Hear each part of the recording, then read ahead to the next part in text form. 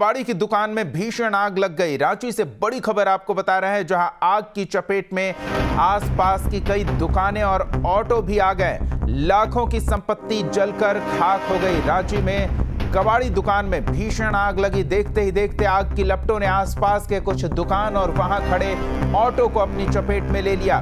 फिलहाल आग लगने की वजह का खुलासा नहीं हो पाया है।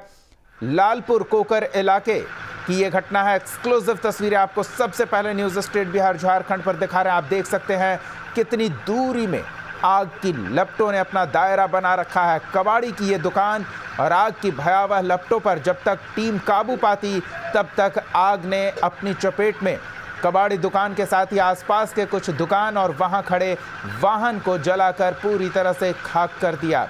सहयोगी सूरज पूरी जानकारी के साथ जुड़ रहे हैं। सूरज, कबाड़ी दुकान में लगी आग ने आसपास की दुकानों को भी अपनी चपेट में ले लिया। इस आग लगी की घटना के बारे में पूरी जानकारी चाहेंगे। देखिए, फिलहाल इस घटना को लेकर किसी तरह की बातें सामने नहीं आई कि आखिरकार आग लगने का रीजन क्या था, लेकिन ये कह सकते हैं कि आग इतना भयावह था कि उस आग के चपेट में 1 दर्जन से भी ज्यादा दुकानें आ गई। इसके अलावा एक ऑटो खड़ी थी, वो भी आग ने अपने चपेट पे ले लिया। और काफी मशक्कत के बाद फायर ब्रिगेड की 2 गाड़ियां काफी मशक्कत की, उसके बाद स्थानीय लोगों ने भी मदद करी। उसके बाद फिर आग पर काबू पाया गया।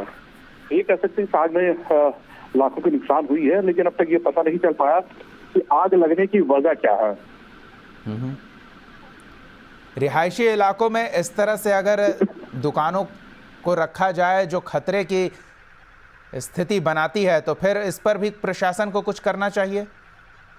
लेकिन निश्चित तौर पर ऐसी स्थिति में प्रशासन को कार्रवाई करनी लाजमी है, क्योंकि ये रियायती इलाके हैं। और लेकिन ये जो दुकान में आग लगी, ये कबाड़ की दुकान बताया जा रहा है, और कबाड़ की दुकान के ठीक बगल में एक लाइन से काफी दुकानें थी छोटी बड़ी।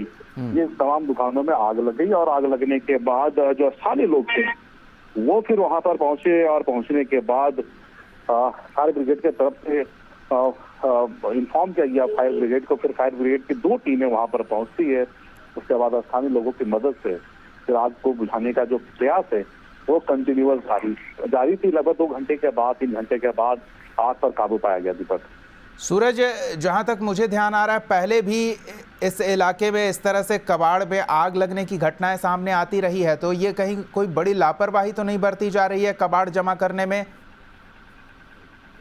देखिए, निश्चित तौर पर इस तरह की जो चीजें आती हैं, बातें आती हैं, और ऐसी स्थिति में जो प्रशासन है, जो स्थानीय प्रशासन है, उन्हें भी कहीं ना कहीं ऐसे दुकानों पर कार्रवाई करनी चाहिए। क्योंकि रियायती इलाके में अगर इस तरह की दुकानें होती है तो प्रिकॉशन नाम का किसी चीज से भी इनके तरफ से किसी तरह का भी ध्यान नहीं दी जाती है कि आखिरकार ऐसे सिचुएशन में कैसे गुजरा जाए। क्योंकि अमूमन हर दुकानों में आपने देखा होगा कि छोटी मोटी जो फायर ब्रिगेड की जो सामानें होती है वो हर दुकान में रहती है, लेकिन ऐसे कई दुकानें रहती है उसमें नहीं रहती है।